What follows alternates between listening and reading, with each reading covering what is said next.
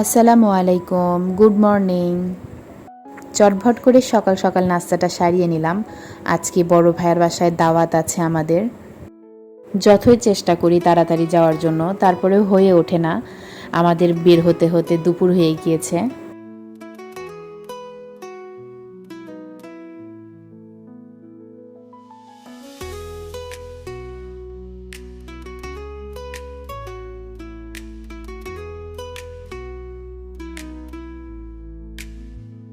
আমরা ওয়েট করছিলাম, মেহেদি বাসা তালা দিয়ে বের হচ্ছিল।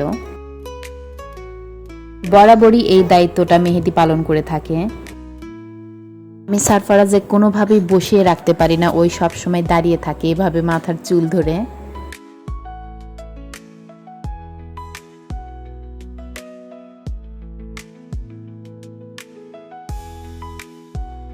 আজকের ওয়েদারটা মাশাআল্লাহ অনেক সুন্দর ছিল। রোদ ছিল, পাশাপাশি বাতাসও হচ্ছিল। বাতাস হওয়ার কারণে রোদটা গায়ে তেমন লাগছিল না। আর আকাশটা মাশাআল্লাহ, আল্লাহর সৃষ্টি কত সুন্দর, তাই না? আমাদের বগুড়ার বিখ্যাত এশিয়ার মিষ্টি। সত্য কথা বলতে আমার এশিয়ার মিষ্টি ছাড়া অন্য কোনো মিষ্টি ভালো লাগে না। আমরা যারা বগুড়ায় থাকি তারা অবশ্যই জানি যে এশিয়ার মিষ্টিটা কত মজাদার। অবশেষে চলে আসলাম আমার এলাকায়। এই এলাকাতে আমি ছোট থেকে মানুষ হয়েছি। এই যে দেখা যাচ্ছে নেভি ব্লু কালারের গেট, এটা আমাদের বাসা। অনেকেই চেনেন, আবার অনেকেই চেনেন না। তো বাসায় এসে দেখি আপু আর ছোট বোন চলে এসেছে। আমি লেট করেছি, আমার জন্য ওরা দুইজন অপেক্ষা করছিল।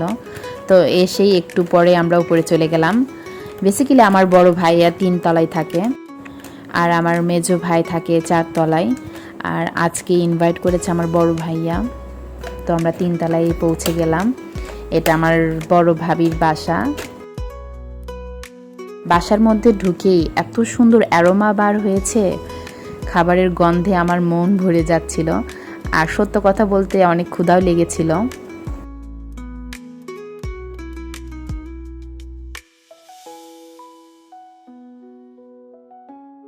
আমার বড় আপু খাবার সার্ভ করে দিচ্ছিল। বাচ্চারা আগে খেতে বসেছিল, বাচ্চাদের খাওয়ার পর আমরা খেতে বসবো।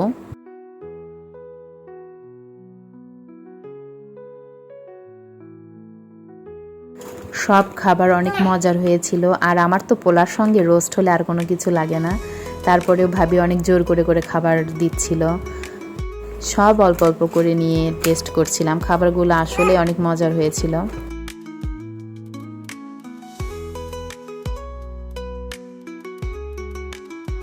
সবাই আমাদের জন্য দোয়া করবেন, আমরা যেন এইভাবে মিলেমিশে থাকতে পারি। আল্লাহ হাফেজ।